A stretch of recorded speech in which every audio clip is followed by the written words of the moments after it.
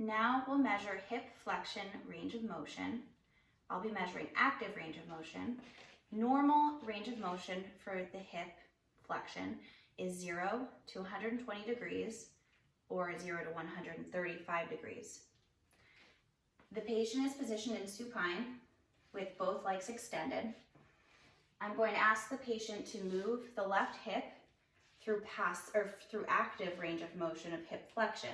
So my instructions to the patient will be, I'd like you to bring your knee in toward your chest and then lower it down. Now I'll make sure that I can see the lateral aspect of the hip as the patient goes through that motion again. So bring your knee in towards your chest again.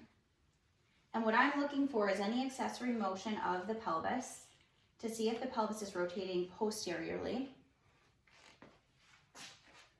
And next, I'm going to palpate the landmark. So the first bony landmark we're looking for is the greater trochanter of the hip. So I'm going to palpate along the lateral aspect of the hip, and then I'll ask the patient to rotate their knee inward and outward. And that's a really good way to find that greater trochanter. You can rest. I'll place the axis of the goniometer on that point and ask the patient to move their hand and their arm over their torso.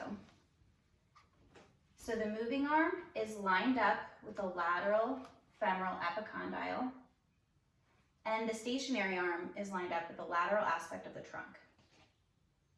Now I'll ask the patient, can you bring your knee in towards your chest again, please?